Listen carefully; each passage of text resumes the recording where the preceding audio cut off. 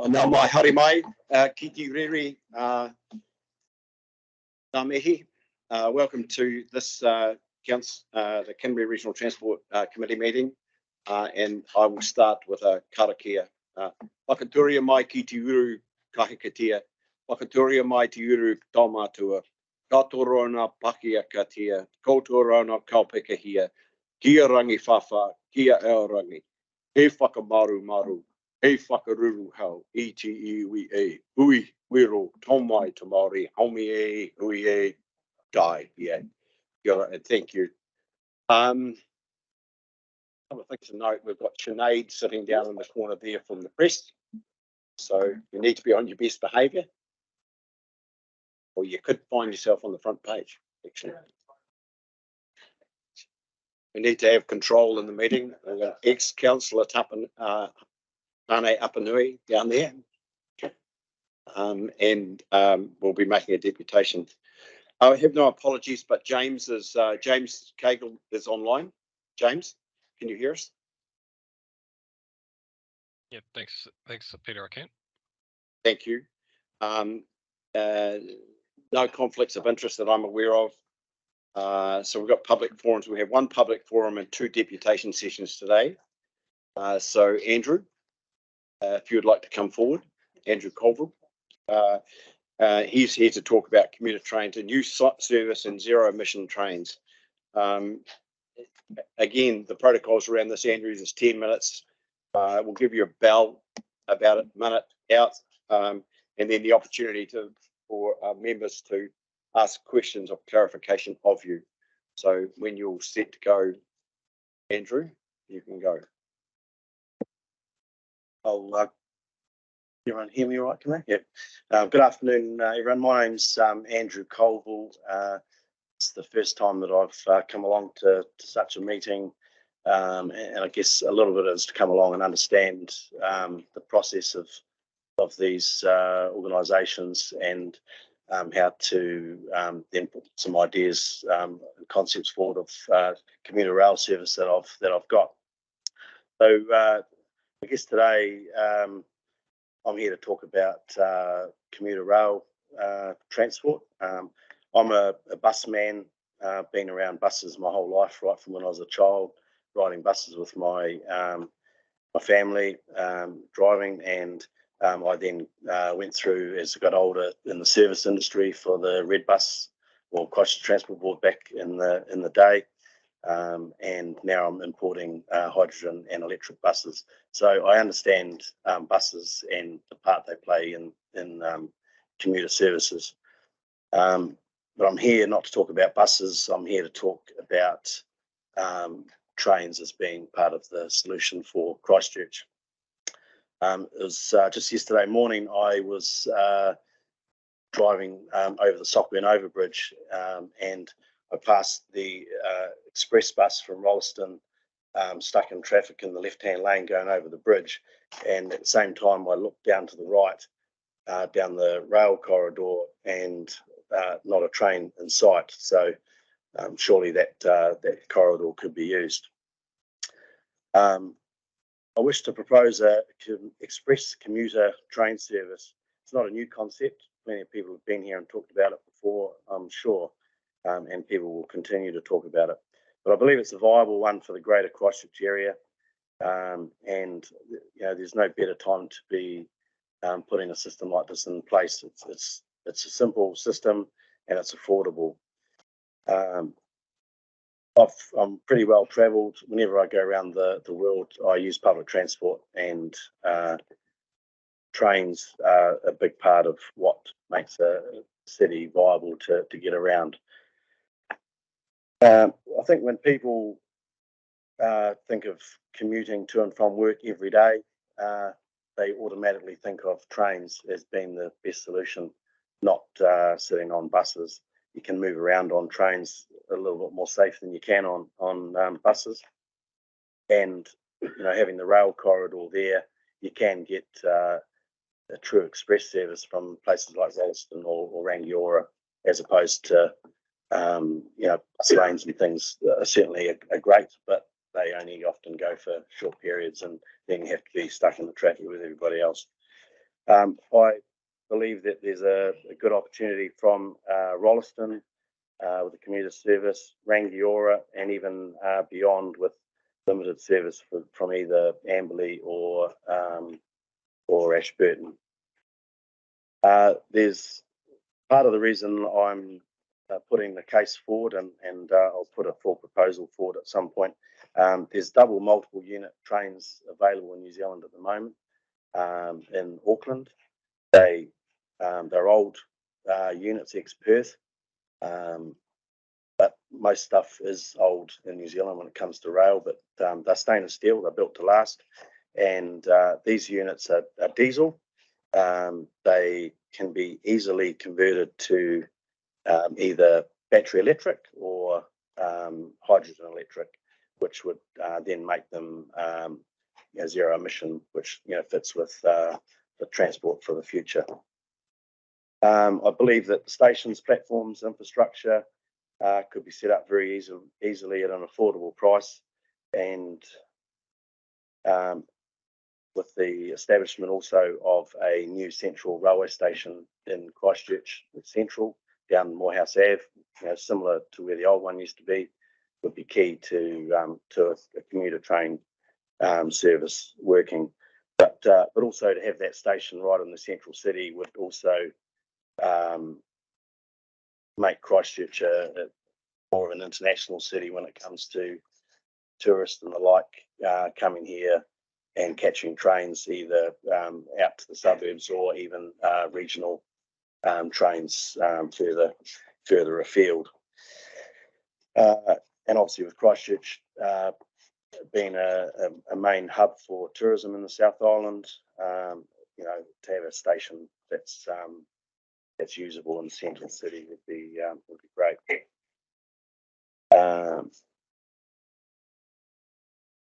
I understand that there's and it may come up later.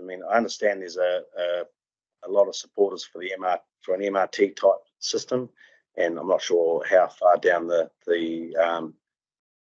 route that is for planning or to set up.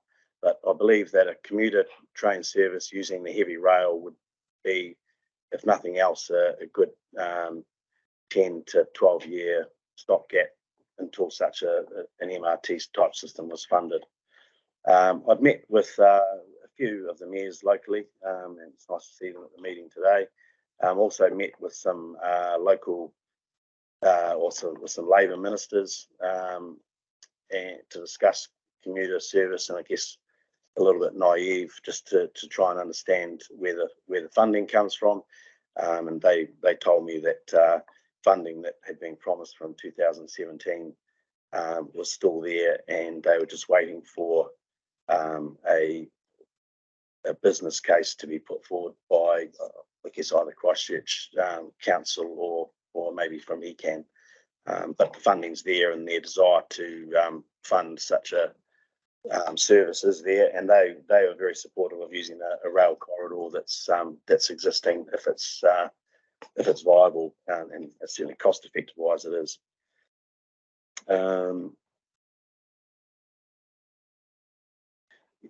I guess just going back, passing the express bus stuck in traffic. Express trains, to me, are the only way for commuters to be coming in from Rangiora, Rolleston, just as examples.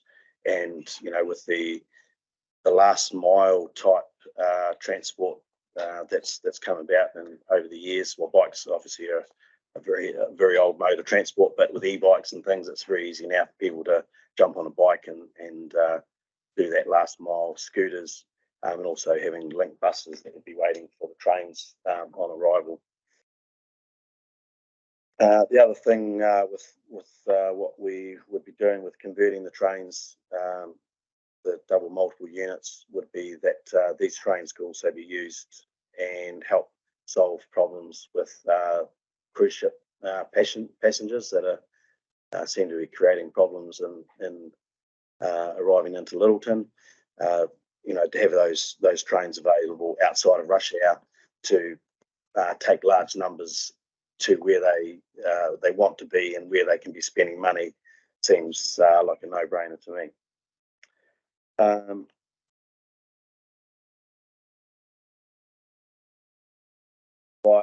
buying these diesel double multiple units and converting them to new energy, whether it be battery electric or hydrogen in Christchurch, it would also be a great opportunity for Christchurch to help support and drive the new energy sector that's emerging in Christchurch with hydrogen. There's quite a number of companies that would love to be involved with converting these trains and making them quite unique to the area.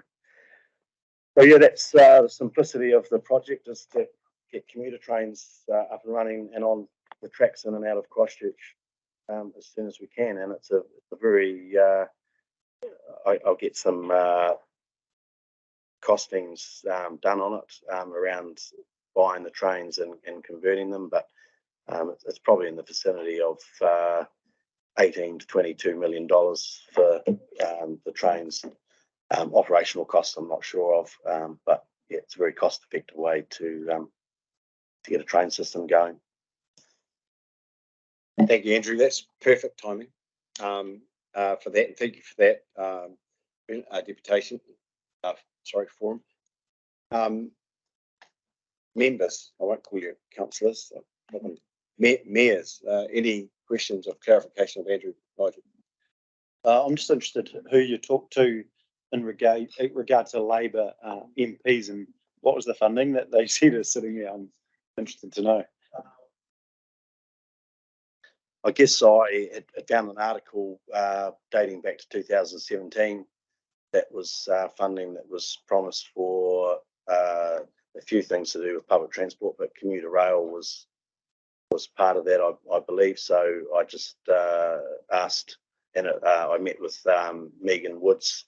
I actually had an appointment to meet with the Transport Minister, but they don't seem to stick around long enough to meet my meeting. So I met with Megan Woods because she's local, and a number of her colleagues, and also I think she might be Energy Minister. So she's quite familiar with a number of companies in Canterbury who are in that new energy field, and saw that it'd be a great opportunity to be supporting them. And you know, those same conversion type systems could be utilised in Canterbury to even build trains for the Wellington region who are looking at hybrid type trains. So it'd be a great stepping stone for the Canterbury region to be getting into that technology.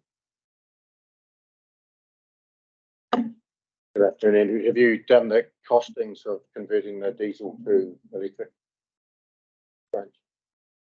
Haven't done detailed costings. I've done quite broad estimates based on technology and systems that come in the hydrogen and battery electric buses that we're importing. But yeah, the technology of the old diesel trains quite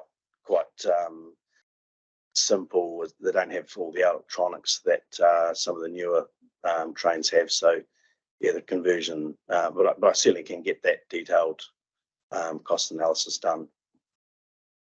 Have you got an estimated cost to convert one? I think estimate to convert the double unit. They have two engines in them currently, one for auxiliary and one for drive. I think probably the conversion would be around 800,000 to 1.2.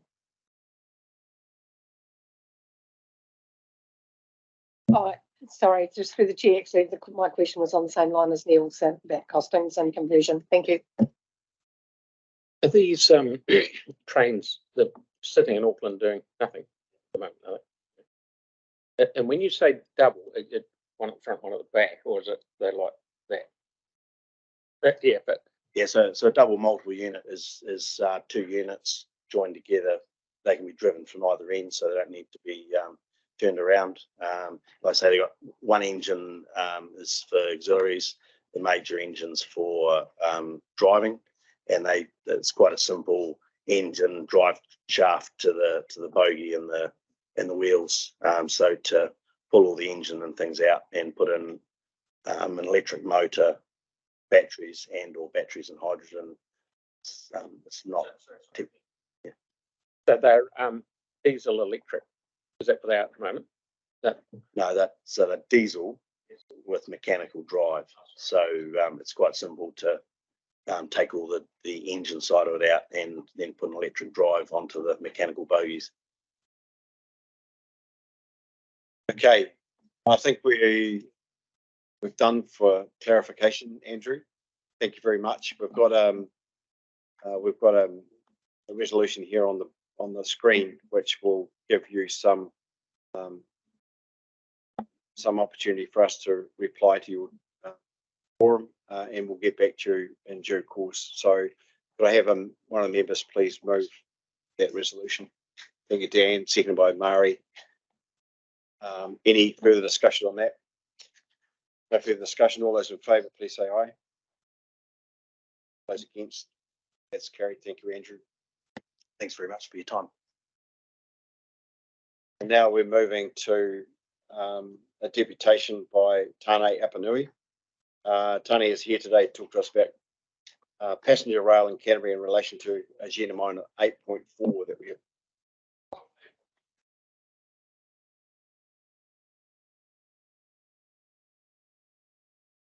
This is set up. Look, I'm happy to change the batting order here if they're happy to.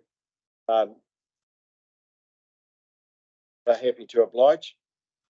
Just to let you know that this is a deputation by Councillor Joe Davies in his personal capacity, and Brendon Harre. Is it Harre? Harre. And talk about coping passenger rail in Canterbury in relation to 8.4 also.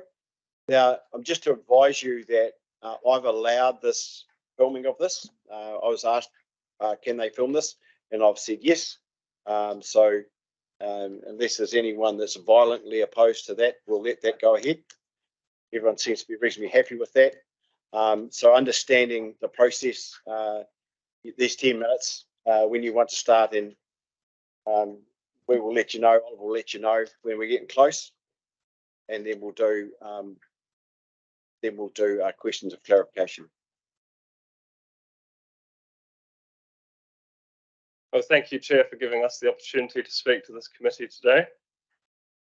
Just before we begin, I'd like to note that while being a regional councillor representing North East Christchurch, the views expressed today are not necessarily those of ECAN and are those of my own and of Brendon's. So far in the general election campaign, the major parties have both pledged between $300 and $400 million for Canterbury transport projects. Hopefully there'll be more, perhaps with some more op-eds from Chair Scott that may come, but we know also how much they've pledged for the Auckland region and Greater Wellington region, and it's in the tens of billions of dollars. Today, what we're suggesting and what we're advocating for is free. We're not asking you to greenlight multi-billion-dollar passenger rail projects, but what we're doing is asking for the protection of Greater Christchurch's rail corridors through regional spatial planning, so that future leaders and generations have the capacity to develop innovative urban form. This will enable Greater Christchurch to become less like Auckland and Los Angeles with our forecast growth, and more like Copenhagen and other cities and authorities that had the foresight to plan ahead for their future. If we don't get this right now, then the cost to remedy poor urban form and hypercar use in the future will be exponentially greater than it is now. My main involvement with this initiative and deputation has been in the design of the maps that we're presenting today, and Brendon will provide our request and the rationale behind the request. So in introducing Brendon Harre, he's a resident of Christchurch and has been a strong advocate for the region. He works as a registered nurse in Hillmorton Hospital. His interests include writing about urbanism, affordable housing, and multimodal transport solutions. For over 10 years, he has written articles both for social media and mainstream media. Brendon has participated voluntarily in an urban land markets group of about a dozen policy experts that provided advice to the Ministry of the Environment about resource management reforms. This group produced several cabinet papers, such as A New Approach to Urban Planning, which detailed the importance of spatial planning, and the paper How We Supply Infrastructure Makes Housing Unaffordable. Those papers can be accessed through the Economic Policy Centre of Auckland University's Business School.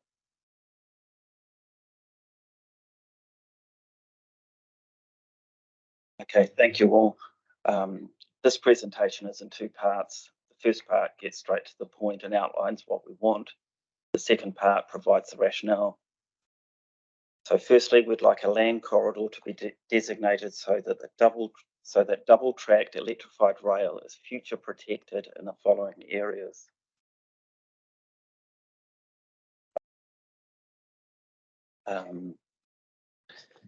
The 32 kilometres from Rolleston to Littleton, the 30 kilometres from Rangiora to Addington where it joins the Rolleston line, and the 17 kilometres from Lincoln to Hornby where it also joins the Rolleston line. This Lincoln line includes a short existing spur from Hornby to near the Southern Motorway. From there to Lincoln, a paper railway line would need to be designated on a route something like what we've depicted. In total, we would like about 79 kilometres of rail lines protected.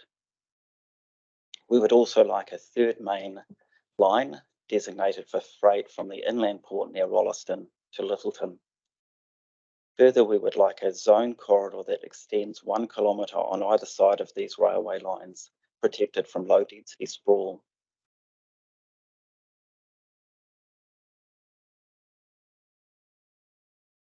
Within this wider corridor, we would like zoning indicating a minimum of 60 housing units per hectare. See the slide for the indication of what sort of built environment that implies. This zoning would be contingent on if and when passenger rail infrastructure is provided. In the meantime, the corridor would be protected from being developed over.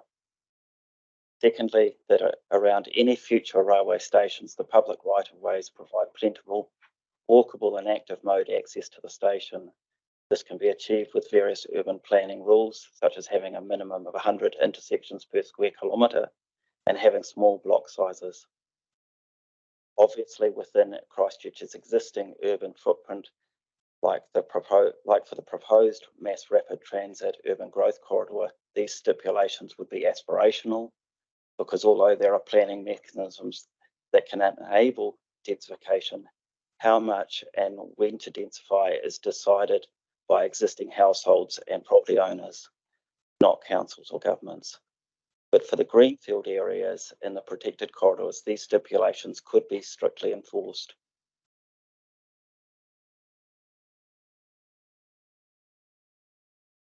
The rationale. This presentation is not about arguing for specific rail transport projects or specific higher density developments. These should all be investigated on a case-by-case basis as required. Our request is about protecting these options for the future. We will be making the same case through the Greater Christchurch Spatial Plan submission process. Interestingly, we had a discussion about electric battery trains just earlier ago. 95 years ago, you could catch an electric battery train from Morehouse Ave to Lincoln and around to Little River. It took under 25 minutes to get to Lincoln. Unfortunately, New Zealand Rail chose not to invest in this passenger rail technology or any alternative improvement. Instead, Canterbury's rail network was put into managed decline. We think this was a mistake. This mistake did not happen to the Wellington region, and despite its population being more spread out, that region has higher public transport patronage, lower motor vehicle mode use, and a much better emission profile than Canterbury. The same mistake was though made in Auckland, but it has since been rectified. It is our strong opinion the option to fix this mistake for Greater Christchurch needs to be kept open.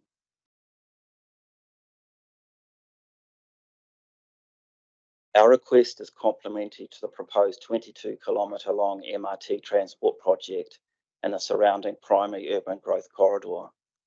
Passenger rail on the existing rail corridor can feed into the proposed MRT line at Riccarton and Apanui, thus providing a more comprehensive public transport network.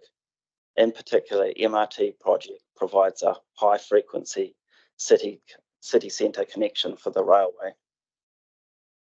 Another complementary advantage is if housing development on the primary growth corridor becomes constrained, then the protected areas around the wider railway network can then be used to provide secondary urban growth corridors.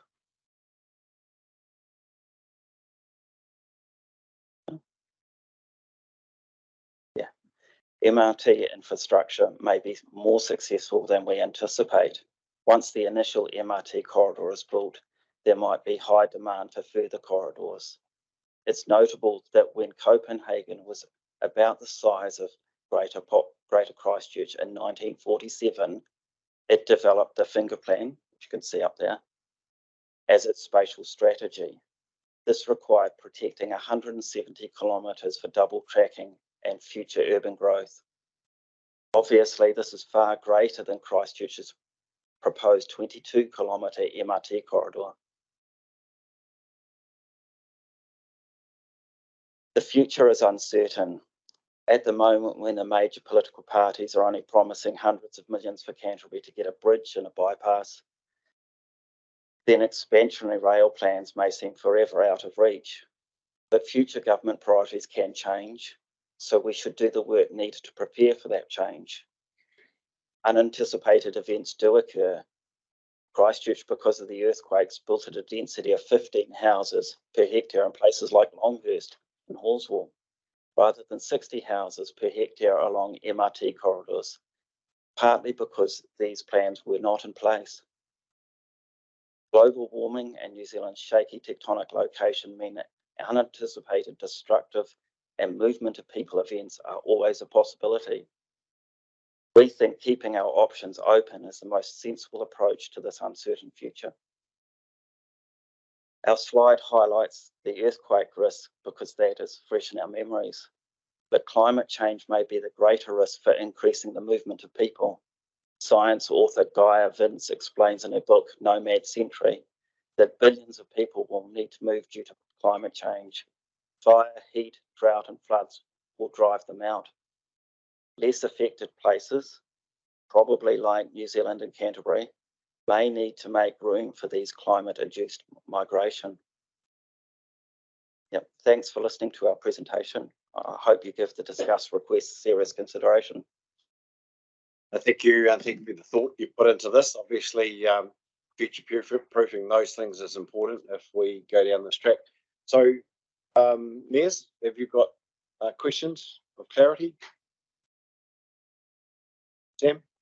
Yeah, you mentioned that we're going to present to the Greater Christchurch spatial planning work. Is that, I just wanted to confirm that's where that's happening, because it feels like this is so centred on that and land use particularly, as well as the transport piece, which is not necessarily, we're here with quite transport focused, so just making sure it's covered off. Thank you.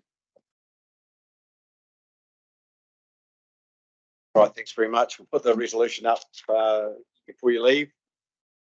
And we'll get them, once it's up there, if we get them over in a second, please. So have a mover for that. Thank you, Nigel. A second, thank you, Anne. All those in favour, please say aye. Those against, and that is carried. Are you ready to go now, Tane? You want to defer this to the end or what? Yeah. So I don't have to explain to you what the rules are, Tane. So when you're ready, just go. So good to see you all again. A couple of new faces. Cool, and Anne. And for those of you, if you don't recognise me, it's because of the beard. I've lost about 14 kg since I've been off council. So my recommendation to everyone is get off council. The lamest part about this meeting is I'm being bored for free. I used to be paid to be here, and now I'm doing it on my own time. And thanks for Peter for bringing this up. So, is rail popular? Well, heck yeah, it is. So a couple of years ago, stuff.co.nz did a couple of straw polls. And one of them said, do we need commuter rail services in Greater Christchurch? There was 16,500 people responded. 16,500. 73% said yes, definitely. 8% said yes on a trial basis. 15% said it should be explored further as a possible option. And 4% said no, we don't need it. So is it popular? I'd say so. A couple of years later, with the MRT coming up, Stuff did another poll. What rapid public transport service should connect Rolleston and Rangiora to Christchurch? 2% said, well, we're not sure. 2% said a frequent stop bus service.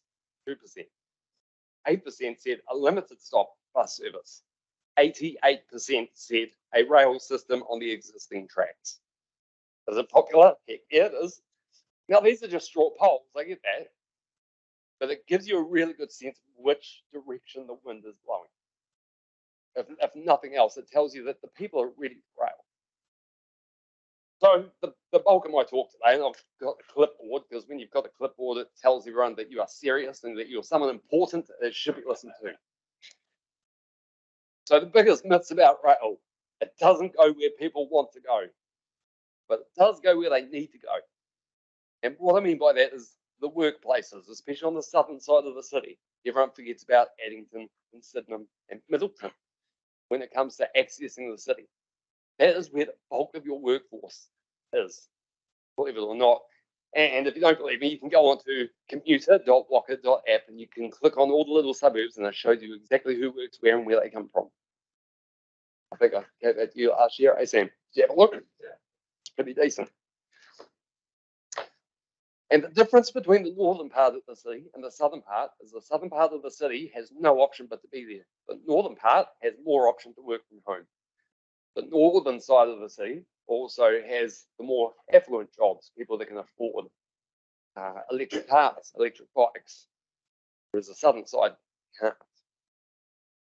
So just bear that in mind when we're talking about rail. Does it go where people want to go? Maybe not. The key activity centres are more a consumer stop than it is a commuter stop. And consumer stops are at will, at leisure stops. They need to be frequent, absolutely. But on the southern side of the city, it doesn't need frequency. Which is going to bring me to my next point. You'll never get the frequency required. Well, frequency isn't a magical KPI that is touted as. Otherwise, the capital connection in Wellington would be empty because it runs once a day into Wellington and once a day back out. It is chocker. Frequency is underpinned by having the correct routes. Got the correct route, then you can up the frequency. But the correct route is the most important part. There isn't the density for trains. Now, this is mostly used in the wrong context for what we're talking about. And it's used to dismiss rail. So, which is why we wouldn't be building a metro, but we're building it for a regional corridor, or regional connector, sorry. And you build the same park and rides as what you would for buses to bring the density to the railhead. Another one I've heard is people are addicted to their cars. Did you know before the earthquakes, we had nearly 18 million passenger trips on the bus network? Before the earthquakes. Then after the earthquakes, we got up to 15 million. Currently, we're sitting around 14 million after we changed to a hub and spoke model back in 2014. That tells me we got it wrong. I don't know what it tells you guys, but it tells me we got it wrong. You may read something differently into that. But it tells me that people were once interested in taking public transport, and now they're not. I don't think we're addicted to our cars. We're addicted to convenience. We're addicted to speed. We are time poor. We need our public transport to be fast. The Route 60, which is from South Shore into the city, takes an hour and 5 minutes. As a councillor, I was ripped through the media for not catching the bus to work. But why would I when I can drive here in 15 minutes? drive home in another 15 minutes. That's half an hour, but you want me to spend 2 hours and 10 minutes on the bus. It was never going to happen. It's expensive. And out of context, it absolutely is expensive. If you look at a bus unit compared to a train unit, and a bus unit is about $800,000 for an electric bus, which has about 40 seats on it. Your train unit's about $6 million, which has about 300 seats on it. You know, so once you start looking at the capacity which you need during certain times, that's what you're paying for. You're paying for capacity. You're not paying for a unit. You're paying for how many bums on seats you can get moving in one direction. You need 8 buses at $6.4 million to move the same as a train that will get it done in $6 million. And then, did you know that a train lasts on the tracks between 40 and 60 years? Every single locomotive in the South Island right now is a heritage locomotive. Every single one. So the capital expenditure will get you further. A bus will last 15 years on the main network, and then it's shut off to do the school runs for another 5 to 7 years. So you get about 22 years out of a bus, and then you need to replace it. You can go through 2.5 buses per train if you're looking at the time frames. And circling back to what Andrew said before, the Auckland stock, you can pick up a set of 2 for about 120 grand. That's pretty cheap. I'm not going to take up too much more of your time. Is it popular? Absolutely. Do I advocate for it? Absolutely. Should it be option 3 or 4, not the staff recommendation number 2? Absolutely. And it's really, really nice to see you all. That's all I got, Peter. Thank you, Tane, and it's always good to see you also. And I'm always impressed with the depth of your knowledge on trains. Questions? Questions of Tane? So we'll put the resolution up, but I will say before we put the resolution up that I'm moving 8.4, which is discussion that we need to have, up to that next item. So after the minutes.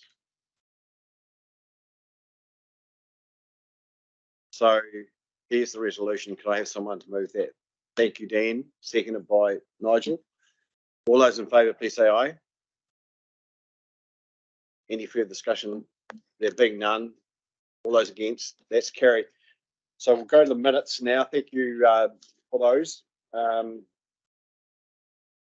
think it's, yeah, the unconfirmed minutes, which is 7.1, and it's just for matters of clarity from there.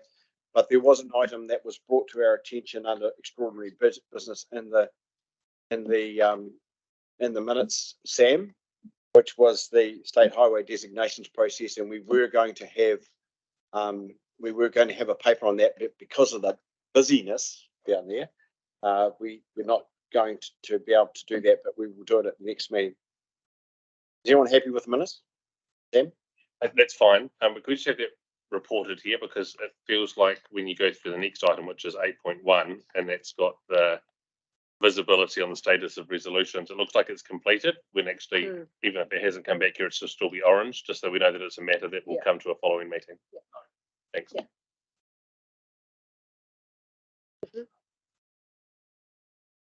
Everyone's happy with that and that we do that. Would someone like to move? Thanks, Sam. The seconder, please. Thank you, Anne. Any further discussion? There being no further discussion, all those in favour, please say aye. All those against?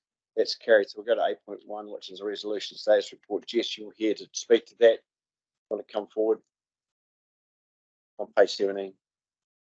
Thank you. Thank you, Mr. Chair. Thank you, members. So the purpose of the report in front of you is to provide the committee with advice on options to progress investigations into the development of passenger rail services in Canterbury. This report follows on from a decision made by this committee in May last year to begin a process to further investigate passenger rail in the Canterbury region. Now, since this decision, there have been a number of key developments. Oh, are we on the? Oh, sorry, apologies. Sorry, not paying attention down here, actually. But I've got lane control, so I'm fine.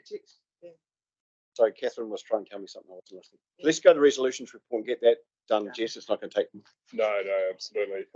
Thank you, Mr. Chair. Sorry, apologies for that. I thought we'd moved on to 8.4. So, yeah, look, so just 1 second to grab my paper.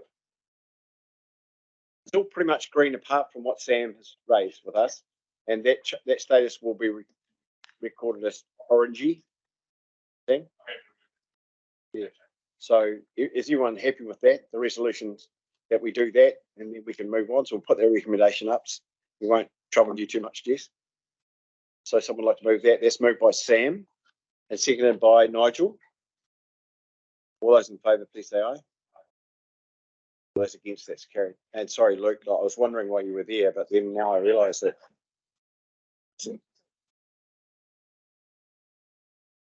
Oh, yes. So I need to tell everyone that we're moving to 8.4 because that then gives our people that are interested in the passenger rail piece the opportunity to get out of the room really quickly, actually.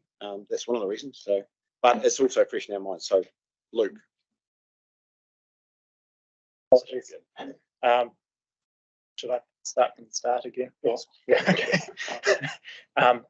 Purposes of the report is to provide you with advice on options to progress the development of passenger rail services in Canterbury. It follows on from the decision that you made in May last year. Since this decision, there have been a number of key developments that influence this work, and these are outlined in the report. This includes the completion of the indicative business case for mass rapid transit in Greater Christchurch in May of this year.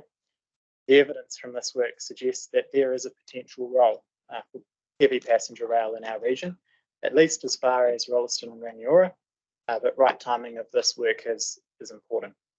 On an average weekday, around 650 passengers travel on the direct bus services to and from the Selwyn and Waimakariri districts.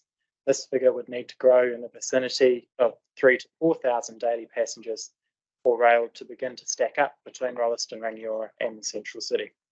We do see the potential for patronage to grow on these services in the future. And so as staff, we are committed to ensuring that we prioritise plans to progress passenger rail in the Canterbury region at the right time. Accordingly, the staff report recommends that this committee agree to progress option 2, which will allow work on a business case to progress alongside regional spatial planning.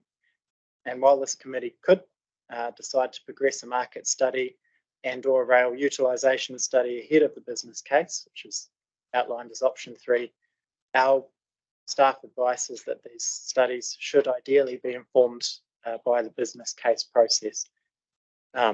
Rail is potentially a region-shaping investment for Canterbury, and option 2 allows us to build the right process around this to progress it at the right time.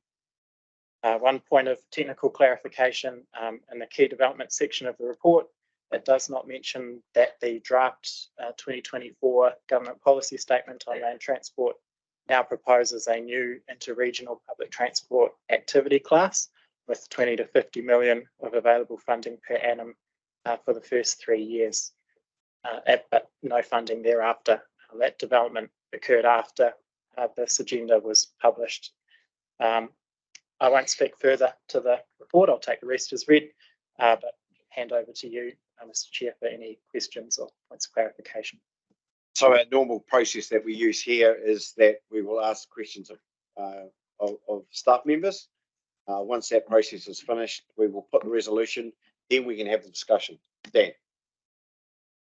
Just in light of presentations we had earlier, I wonder whether in option 2, which is listed under 23, where we go through the options, whether it just has a full stop after the words RLTP, because it just leaves it open. Because if the MRT considers that that's a good option, it can be brought forward and it can be addressed at a different time, rather than indicating that 2027 is the preferred option.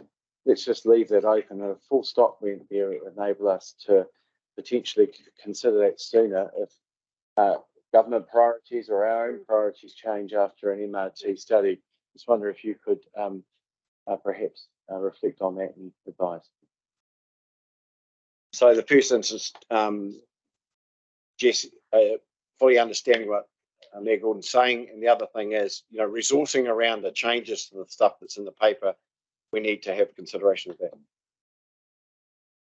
Through you, Mr. Chair, so Mayor Dan, I'm just referring page 38 of the agenda, is it? Yeah, in terms of the paragraph 23, option 2. So the reason why the 2027 date was put in there was to more best align to the indicative timeframes for regional spatial planning work to be undertaken across the region and across the regions across countries. So that was a timeline to align the work that we need to do on passenger rail as part of the considerations of transport and urban growth across the region as part of the regional spatial planning work. It also brings, as you know, through the Greater Christchurch spatial planning work, all of the constraints analysis and growth understandings across the region, and bring that transport conversation as part of that. So hence why, rather than looking at specifically rail, but it would be mode agnostic at that point as to what is the appropriate transport network to suitably service our region. Rail may have a case in that respect, and that's the work we would need to do in that regard. So things like option 3 in terms of a market study or a rail utilisation study would be streams of work that would need to be undertaken to support that work as well. So at this point in time, and knowing where we're just landed with the resource management reforms and the Spatial Planning Act, and now that that's gone through, we can better right size the work as we go forward. Thank you. Look, I think we need to consider we need to be directive here in terms of where we're headed with this. And I guess that's the opportunity today to do that. Dan, where are you with that? All I was suggesting is it doesn't preclude that, but it just leaves it open that it can be considered at a later stage, and perhaps leaves a bit of hope for those that are considering that as an option. I just didn't want to rule it out completely until that time. We can decide that time any period, and I thought just putting a full stop there at that point enables that to be considered at a later stage if we're ready to have that conversation or that consideration. So I'm here to indicate that I'm happy to move that as an option should I get a seconder with a full stop after RLTP. Are there other views, Councillor Ridge? Just relating to that, this on page 38 doesn't exactly relate to the resolutions. So Right. you would be having to amend one of the resolutions. Right, let me just find that. Page 32. Well, sorry, just need to adjust that wording, so I'll just think about that. So while you ask for questions, Mr. Chair. Sorry, Dan, I missed that.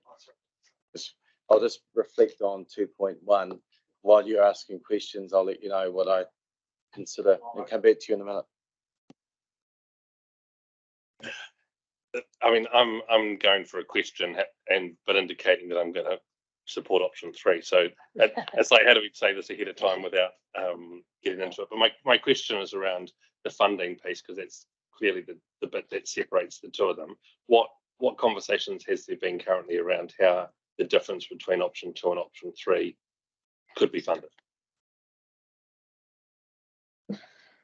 So just clarifying this with Luke in terms of the funding streams, but if option 3 to progress a market demand or rail utilisation study was agreed upon by the committee, that would be a recommendation back to Environment Canterbury to include in its next LTP some funding towards that. Indicatively, it's around about $150,000 to $200,000 to do that work.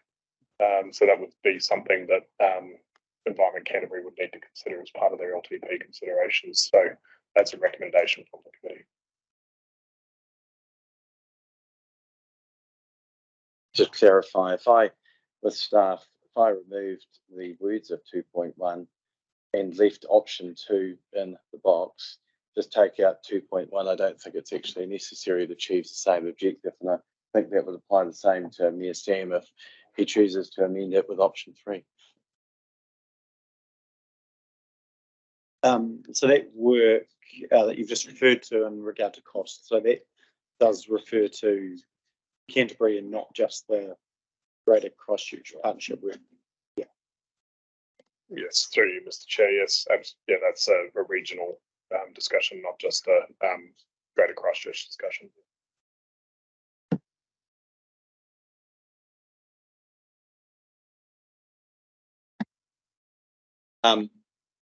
Again, can I just say that I think something needs to be directive to us, and the explanation that Jess gave to Sam's question puts the emphasis back on us to do something about this. I'm not sure, Mayor Gordon, I'm not sure, and I'm not trying to be overtly bloody awkward here, but I shouldn't have said bloody, awkward here, but I just think we've talked about this for 7 years. We're at a point now where we really need to do something that gets us the next step. To be honest, I'm not adverse to option 3 at all.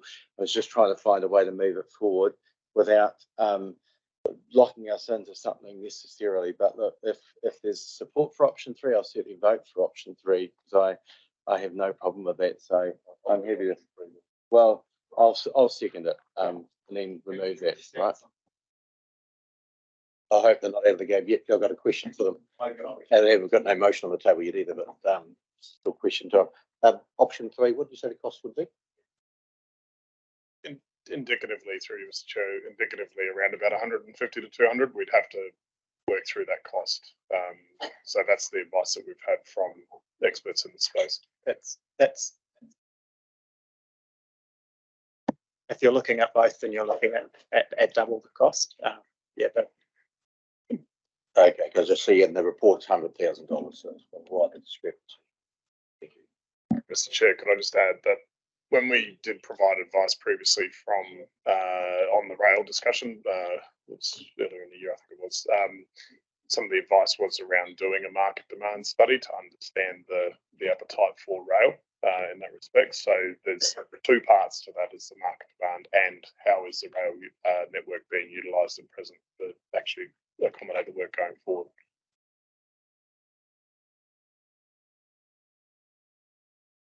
So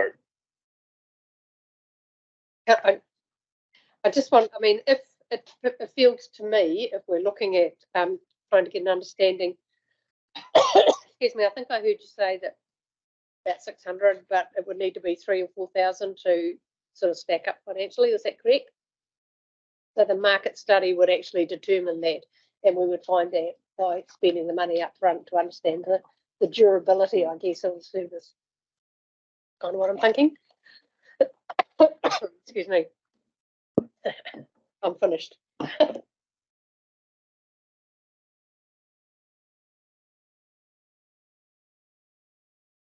It's the financial implications, isn't it?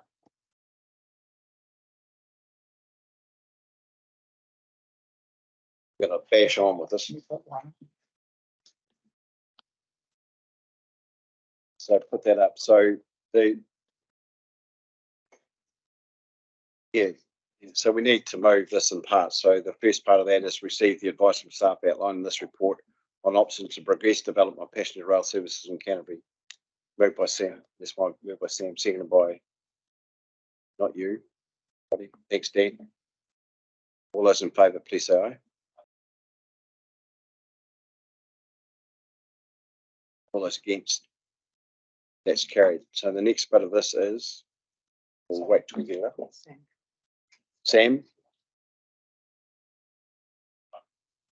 The next part is that we agree to, what my proposal is that we agree to proceed with staff recommendation option 3. That means that what's in the paper as 2.1 won't be there because we're not deferring the decision to progress, so that would drop out. That we would request the Canterbury Regional Council propose development of an interregional rail public transport program business case for inclusion. That we request the Canterbury Regional Council include the development of an interregional public transport business case as an activity, which is 2.3. Request the Canterbury Regional Council consider including the interregional public transport program as an activity in the 10-year budget, and then progress the 2, the utilisation case and the market study as requested or as identified within the paper. Okay, thank you. Thank you. We've got clarification in terms of the wording that will progress this. And I'll, as Sam is the mover of this, I'll go to Sam. So, Sam? I think this piece of work needs to include all rail corridor options, and I hear what was spoken about other spaces that don't currently have rail sitting in them. It can't just be about where rail lines are in the ground currently. This needs to be about what's going to be best for Canterbury's future. So for me, this piece of work is thinking what's 30 to 50 years out, as well as what could be implemented in the next 3 or 4 years. We know that our growth continues as Canterbury, and if we're going to think about serving our children and grandchildren well, then I think the protection of corridors, as has been mentioned here, and understand what the future needs of our population has got to be key to this. And delaying that till 2027 to me doesn't make sense, hence wanting more to happen now. So that's the north and south lines as well as the western line, and there's been other spaces where rail may have been pulled up, but actually the corridor might still be able to be protected. 4 or 5 years ago, I sat here and asked ECAN, it was during a submission to try and put on a bus from Darfield to Christchurch once a day. Please give us a subsidised bus once a day. Last year, that bus became a double-decker bus because even on a once-a-day service, the community really wanted that public transport option. And so thinking about the capacity and what we might be able to do isn't necessarily about having or competing with MRT, which also needs to progress and be there, but this is about providing the service to those that MRT isn't going to service and people that live beyond that space. I do think that this work needs to be informed by the spatial planning work.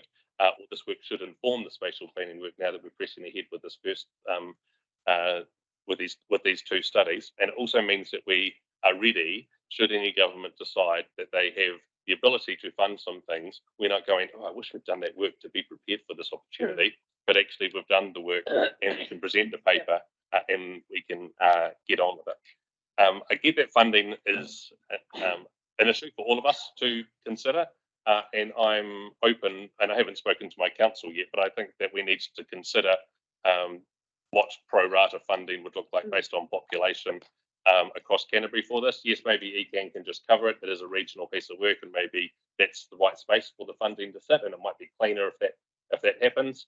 But I'm willing to consider other options that would need to go through each of our councils, and that's another piece of work that might add complexity, but want to at least offer that into the conversation. I think often with pieces of work like this too, we decide what the ultimate goal is, and then we hold off because it might just get a bit too hard, or that sounds like it's a bit too expensive. And I'd like to think that we might think about what iterative change might be to get us to the thing that might be the ultimate answer. And there's been a couple of things raised today, and I know Tane's raised them in the past. And so actually, whether those are the right options or not, that's not this discussion on this paper. What I'm saying is, can we please have the 2 bits of work done, identify what steps we might be able to take to get us to whatever that ultimate outcome might look like, rather than just saying, if you had all the money in the world, you'd do X, because we don't have all the money in the world, but we do have a will of a community at the moment that wants to see an outcome that's based around rail. And if we can find ways to enable that on a once-a-day service to begin with, that's better than providing no times a day service until we can find the once every 20-minute service. So yeah, thank you for presenting the paper and giving us the options, and that's why I'm supporting option 3.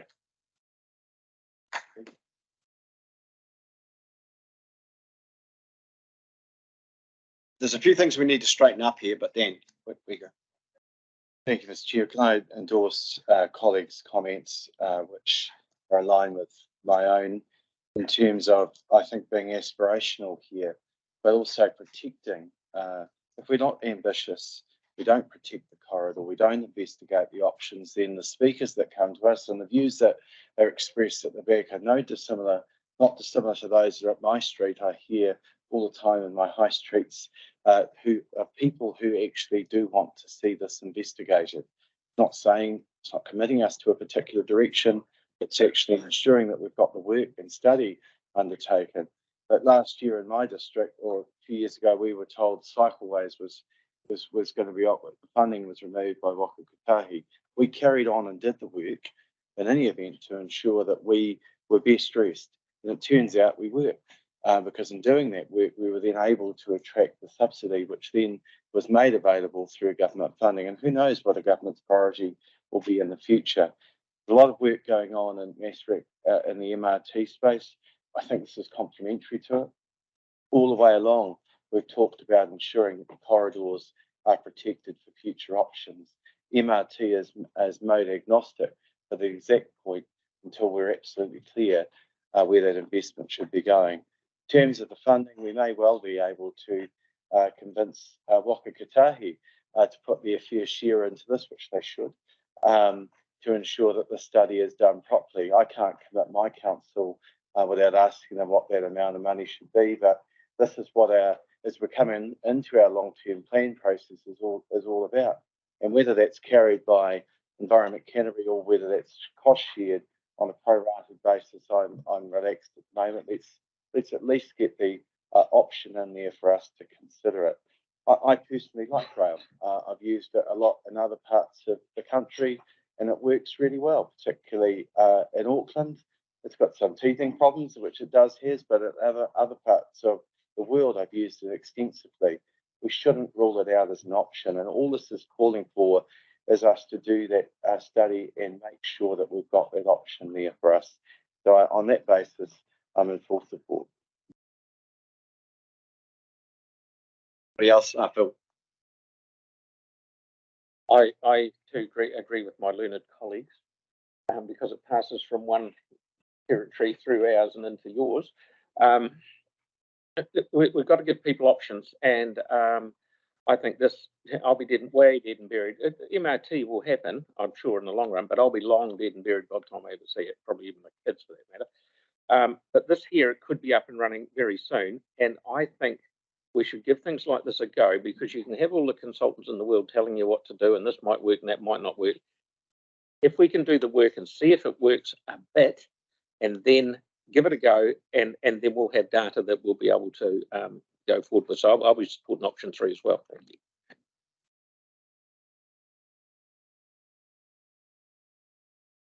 Thank you, Mr. Chair. I'm willing to support option 3. Whilst I'm sitting in amongst my friends here that are from the Greater Christchurch Partnership, and I'm completely outside of that brief, I actually do see this as a goal setting aspiration for the district, and I would like to think that perhaps this investment of 150 to 200k to actually get the case study, the business study, that it actually would be inclusive of those of us that are on the fringe of, you know, the urban spaces of Christchurch, Selwyn and Waimakariri, because I think there is a mood change within even our more rural district to look at having something that gets them into the city sometime in the future. So whilst I totally get the cost that would be, and I would much favour that cost comes immediately from ECAN as opposed to be a differential rating amongst our councils. Thank you. You're happy? Okay, let's go to the resolution. There's a couple of things that need to happen here, Sam. I need your approval and Dan's approval. So 2.1 comes out. And then in order for us to, this committee can't direct ECAN to do anything, but we could request them to do something. So we'll take 2.1 out. Over. 2.1's already out. Oh, 2.1's out. Yeah. Oh, I see what you've done there. Yeah. It's very clear. It's very clear. How does it know how to do that?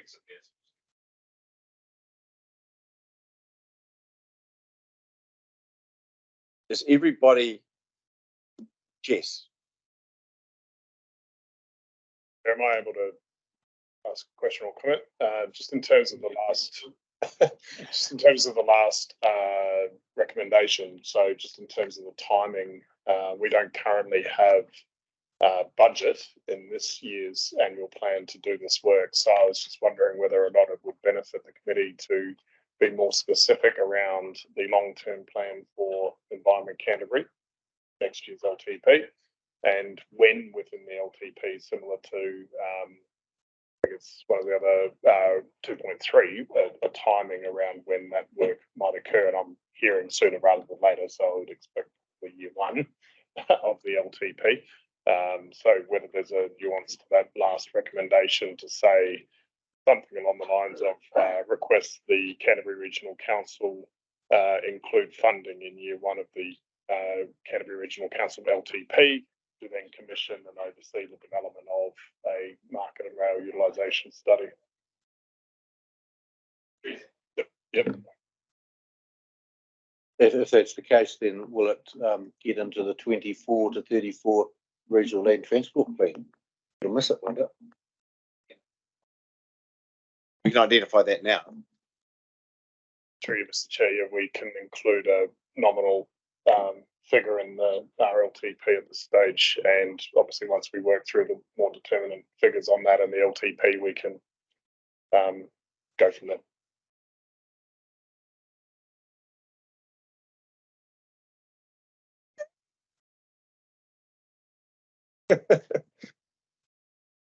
That's really relevant, Phil. Didn't we just get given not so long ago, because I was standing over there, $82 million to build more bus lanes and stuff? That's even at 1%, that's 800 grand a year. Surely we can nick some of that towards this. I think, look, I think that's a very good point, because I think the legislation in terms of public transport just changed today. So that's an opportunity, and thank you for the offer. How much is going to give us? All right, Sam, are you happy with this now?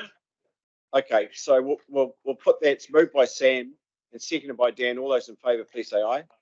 All those against? That's carried. Thank you very much for that. Well done. Actually, a good debate. Good thing we had it now, because we're here about 7, I would think, if we didn't. Look, there's 2 items here that I'm going to take as read, which is item 8.2, my report. Take that as read. A lot of that's emerging government policy statement. Kiwi Rail representation on the committee was declined by the Minister in the sustainable public transport framework reforms. We're still working on that. So that happened today. Put that up, we'll move that. The 8.3 regional speed, sorry, I'm running ahead of myself. So could I move with that, please? Thank you, Grant. Thank you, Nigel. All those in favour, please say aye. All those against, carried. So we'll go to 8.3, which is the regional speed management plan. That's pretty self-explanatory.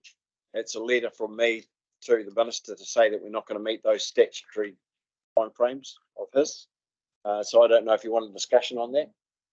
The only discussion I would see is complaining that we're not going to do that, but it's what it is. So I'll put that recommendation up also, unless there's a discussion on it.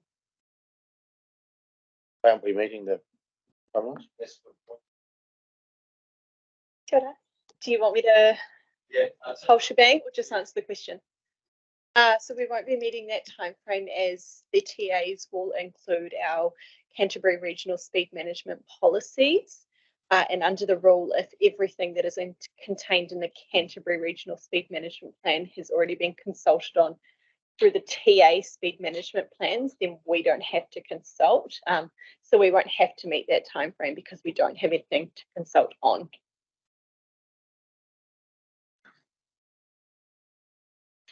Get you out. So everyone's happy with that. Over. Thanks, Phil. Thanks, Grant, for seconding that. All those in favour of that, please say aye. All those against, that's carried. Where are we now? 8 point. We're at the next meeting. We've got a wee workshop after this, so I'm trying to do a bit rushy stuff here, but the next meeting is on the 5th of October. Yeah. That's going to be a clash, isn't it? No, I'll probably be here by myself. I know. So we need to look at that. That's a clash with Chatham Island date. So we need to look at that. Oh, okay.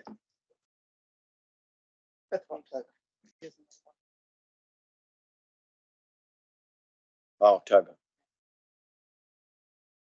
Oh, yeah. Therefore, it was 24th of November. who normally have these before. Sam. Yeah, I'm just wondering, just as far as the maintenance of meeting notes and board papers and things go, having them continually emailed and then last minute adjustments emailed makes it really hard to manage preparation for meetings. I like to be well read and prepared for a meeting, but getting them in different spaces makes coming to a meeting and being present here quite difficult. I'm wondering about that, whether we could either work in the same way that the Canterbury Mayoral Forum has around using Board Pro or using Diligent or using Stella or any of the other board papers handling software that's available, so that when we come to these meetings, we've got all the papers in one space, and it would just would help me, I think, help us be prepared for these meetings. And if I could request you and support staff work on a solution that would mean we wouldn't have to be emailed our papers in the future. Advice on board. Seems to be a lot of nodding going on. Thanks, Sam. We'll just finish this bit with Karakia, and then we can move into this wee workshop thing. Anuia, kiti uru tapanui o Tane. Kia waitea, kia mama, tina, ka tinana, te wairua, iti arataka, te koira, e rongo whakakare, aki kia runga, kia tina. Haumi e, hui e, taiki e. Thank you very much.